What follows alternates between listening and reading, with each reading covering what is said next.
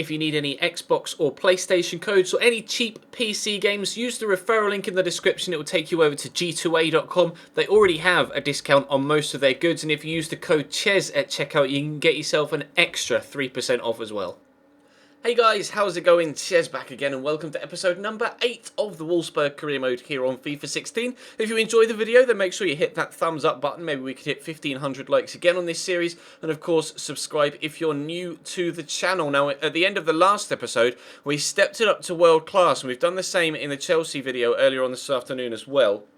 So I'm hoping to be able to do that and continue to stay at world class for the foreseeable future on all of my series. There was actually a 2-week break between games here, that's why we've got 2 training sessions, but there was enough training sessions to see Nicholas Sula go up a rating to 78. So pleased with the growth from the young players so far in this series. Obviously we'll get a closer look at their individual stats in a squad report at the end of the episode because it is Monday. We always do a squad report on a Monday, but we start with Bundesliga action at home against Hoffenheim here. As you can see, we're currently second in the league. They're only 3 points behind us though in 6th, so a win for them here could actually shoot them a long way up the table. Starting a very strong side though, Virinha, Schürrle and Draxler, my forward 3 midfielders with Max Kreuser up top, Maximilian Arnold and Luis Gustavo there in the holding roles. And then Hoffenheim are playing a similar formation, I believe. We'll find out in just a second when their side comes up on screen. I think they're playing a 4-2-3-1 as well. But they've got Kevin Kurani up top, of course, who's a very, very good striker. Kevin Volland out wide, who is obviously a player that we were looking at in pre-season as well, perhaps buying. Actually, they're playing a 4-2-2-2 here, so I thought it was 4-2-3-1. I apologise, but it's a very attacking lineup actually from Hoffenheim here. Considering they're away from home as well, Virinha dances past their backline. They're a really nice bit of footwork to get inside the defender. Unfortunately, the defender there keeps the ball in play and stops it from going out for a corner, because it was actually the defender that won the initial header from Max Kreuser. But Draxler drills it across to Virinha here. He's been heavily involved so far. Good shot, well saved by the goalkeeper. They kept leaving Virinha in loads of space on this right-hand side,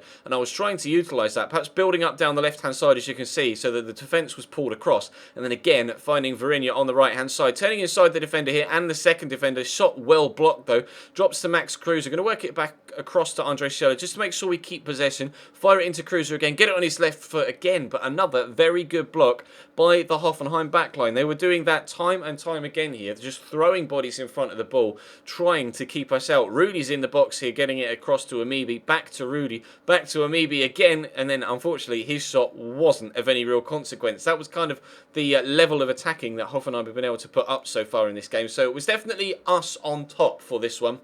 And the question was, would we be able to find a way past those bodies that were being flung in between man and ball, or man and goal? And again, it was Fabian Schär this time coming across to get the blocking on the shot. The defending was just very, very good here. They were so tight at all times and just reaching out here. So obviously it's the same Fabian Schär that was at Basel last year on career mode and was kind of like the go-to centre-back to sign. This year, I've not really seen anybody try and pick him up. Obviously, he is at Hoffenheim now, so you can't sign in first season, so maybe we'll have to wait and see in the second year of any career modes whether people try and bring him in again this year. But Virinha couldn't quite have didn't quite have the stamina and the legs to get to the ball ahead of the keeper there. You saw his stamina bar drop down into the red, and it just slowed him down enough so that the keeper was able to beat him to the ball and stop us from being able to get it around the keeper and into the back of the net. So a 0-0 draw against Hoffenheim. Still though, decent growth throughout the squad here, although some D's there in the training, or at least a C. I'm pleased if I sim and I get at least a C,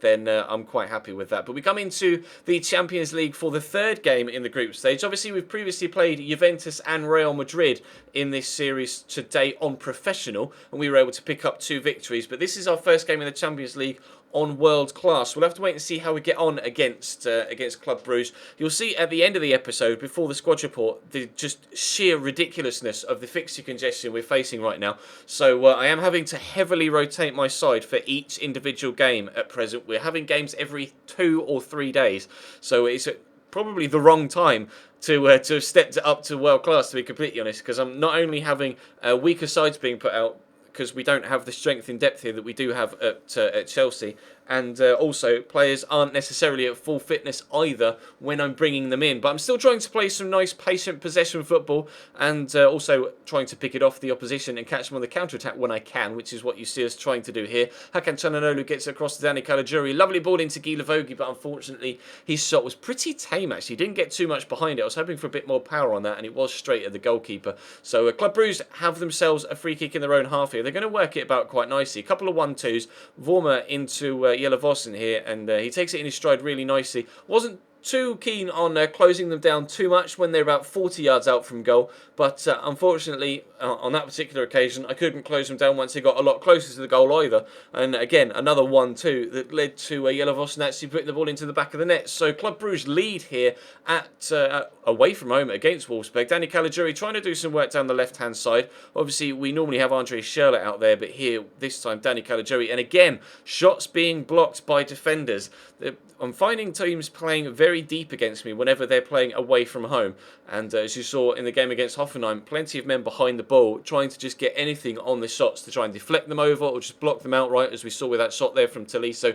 They're on the attack again though, Bruges, at the beginning of the second half, but Yelavosin's shot really isn't that good whatsoever. So we were, hoping that we could get back into it, but it was actually Bruges that were having the majority of the ball at the beginning of this second half period. And Vossen gets past me again here, drills it out wide towards a teammate, and what a save! What a save from Diego Benaglio. He's made some fantastic saves for us against Borussia Mönchengladbach yesterday, and that's a brilliant reaction save from the Swiss again to stop Bruges from getting a 2-0 lead here. We made a couple of changes, bring on Francisco Rodriguez and Carlos Assuez as we're trying to just get some fresh legs on the pitch, but obviously they're fresh legs that are 65 and 69 rated apiece, so not necessarily of the quality to be able to change the game, which is one thing we miss right now when we're having these rotation squads, etc. I don't quite have the depth, but obviously we're going to be here for a couple of seasons at least, so we do have at least the time to train players up and bring players in to improve our squad depth. It was actually Assuez there having the shot,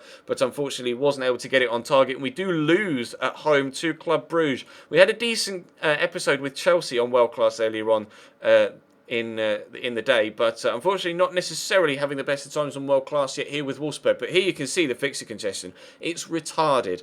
I've been complaining about fixture congestion in career mode for 3 years now, since FIFA 13, and they still haven't addressed it. It's so ridiculously frustrating. People consistently tweet me pictures of games that are literally day after day in career mode. In one series, was it last year or in FIFA 14, we had 3 fixtures on back-to-back days, one of which was a cup semi-final and the other was a Champions League quarter-final. It was ridiculous. Hopefully we don't have that sort of congestion this year, but still, 3 games in 5 days is just not on. Hopefully for next year, or maybe they can patch it. I've no idea. But I've cut, although they've added things like training mode, etc., with little things like fixture congestion, etc., I've just lost hope. The amount of time that it's been a problem and they just haven't addressed it, I've lost hope with EA actually changing little things like that. But we live in hope, but mine is definitely waning, unfortunately. But hopefully you guys have more faith in EA than I do. But obviously with the squad report, if there's anybody in particular you want to have a closer look at, then feel free to pause the video. We are getting some growth out of the youngsters thanks to training, etc., and a couple of them are growing just off the back of no football whatsoever, which is, I guess, a good thing. But maybe if I actually play them in some rotation games to get more growth. But at the minute on World Class, I need to start the best side I possibly can as often as I can until we get fully up to speed on World Class with this series. We're doing alright on World Class with Chelsea. We did okay in today's episode. I haven't recorded tomorrow's yet, so we'll have to wait and see how we get on in the long run. But we do maintain our 3rd position in the league thanks to the point against Hoffenheim in the Bundesliga. Schalke are atop by a single point ahead of ourselves and Borussia Dortmund. Bayern Munich are down in 6th, having lost 2 games this season. We drew with them, of course, in Saturday's episode, I believe. We played Bayern and Juventus in Saturday's episode, but that's going to bring today's to a close. Thank you very much for watching. Drop the video a like if you enjoyed. Subscribe if you haven't already. Check all the social media links in the description down below. And follow me on Twitch as well, where I'll be streaming FIFA 16 Career Mode tonight. But for now, thank you very much for watching. Show your support on the channel with a thumbs up and a subscription. And I'll see you next time.